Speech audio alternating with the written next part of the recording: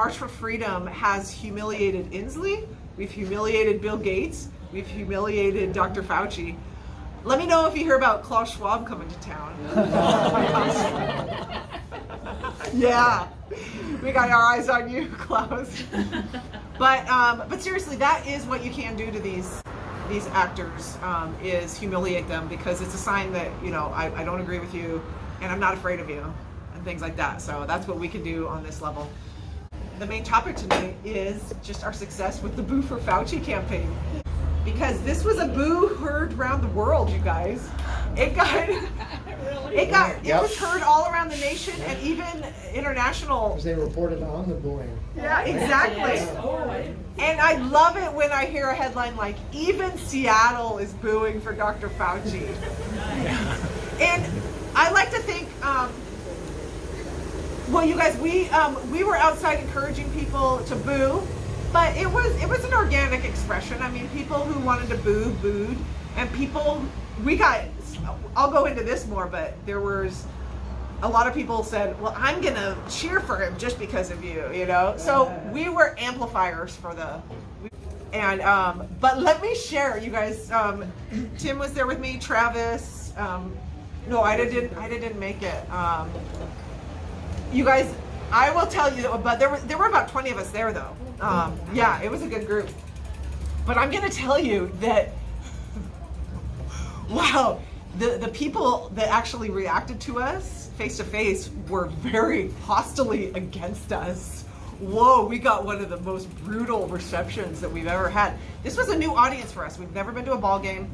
And, you know, we're usually on the streets getting, you know, kind of the rush hour traffic or sometimes neighborhoods and stuff like that. But this was I'd like to call it the bourgeois Seattle, you know, that kind of middle class that's like, you know, can afford to go to a baseball game and stuff like that. And is generally kind of on the left side of politics. And so I would say most of that crowd had never seen us before, you know, but they were very hostile. Let's go over some of the remarks they said. Like, it was like, no, I'm going to cheer louder for Fauci just because of you. Or one of them was like, no, you guys are stupid. You're morons. You know, we got a lot of that. We got a lot of, we got someone saying, you should be giving that to Yankees fans. And I got to be honest, when we passed them out to people wearing Yankees jerseys, we got a lot better reception. Nice. So that was pretty funny. Because he's from New York and they've already had enough of him. I don't know. I thought New York was pretty liberal too, but apparently Seattle's even worse. What else did we get? We got Travis. One of the favorites was bleep, bleep, bleep, bleep, bleep. I think that was my favorite comment. Yeah. Good paraphrasing there, yeah. Travis. What was? Oh yeah, we just got a lot of harassment, and one of our banners got, the guy ran through the banner. Oh, I saw that. Yeah, the youth that ripped the bands. That was in Travis' video. Yeah, exactly. I heard a guy say Fauci saved his life. Yeah, Fauci saved my life. Oh no. I got bitched out by a nurse that was like, you are insane, you're crazy. I mean, you gotta realize, I mean, these people really believe they have been through a pandemic. They think we are utterly insane. And some of those people may have gotten sick, but then it's like, oh, it's a good thing I had the vaccine. They have gotten sick many times, and that it could have been worse. When they really believe that, there's not much we can do for them, but they think they're saving lives. Oh yeah, someone said, Fauci saved millions of lives. That's the kind of things we get thrown at us. Yeah, Travis. Do your research. Another one. They told us that, yes. Yeah. Do your, What was the guy saying? Read.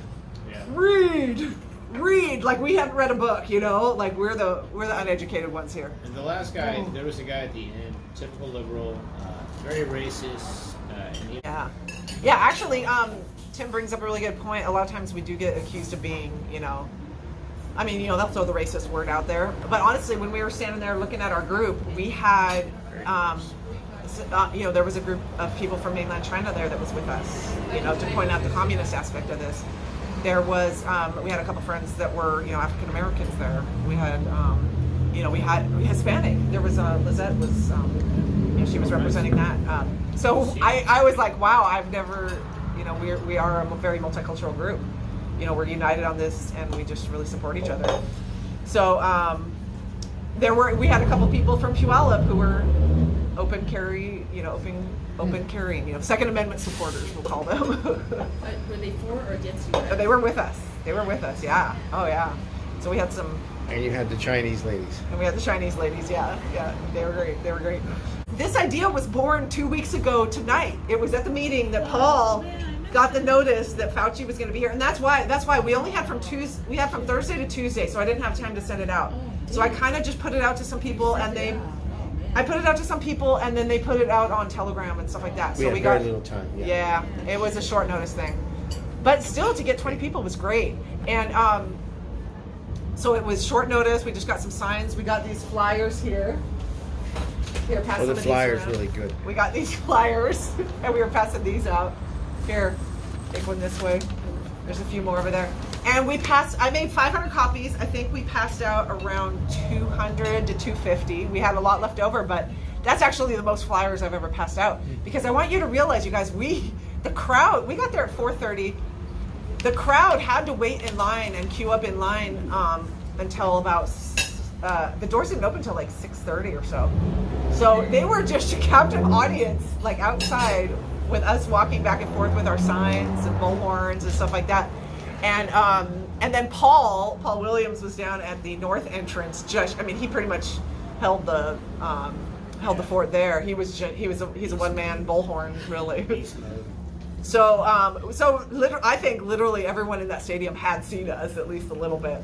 And then, but I'm gonna say, here's the real message: is, they started letting people in around 6:30.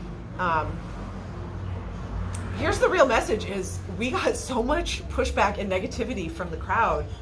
I didn't think it was gonna work, but then I was really at about 7:02. I have it marked on my camera. 7:02.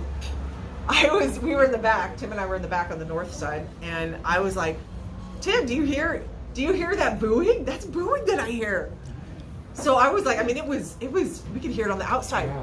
So then I texted Travis, because Travis had gone inside to go to the game, and you confirmed it. Yes. That was booing for Fauci. Absolutely. So, well, yeah. And then the Travis. third inning, Yeah. he was on the screen again as an acknowledgement, Oh, and was the it- booing was louder. That was the later. Okay, that was third inning. And I was like, oh my gosh, I've got to video that, and that's where you get even more boos. Travis got some really good footage. You were inside, and so you got unique footage. So that his video is covers it really well.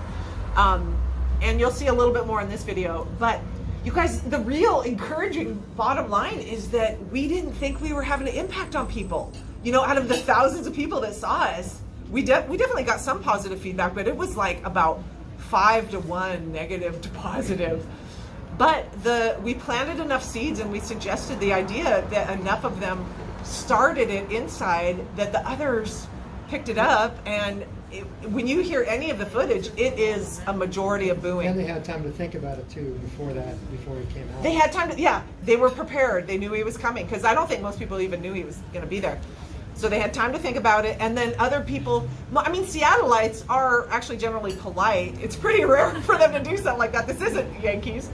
So for us to suggest it and then get it started, and then they picked it up and carried it. You guys, it just goes to show that your efforts could be having a lot more impact than what you think. Mm-hmm.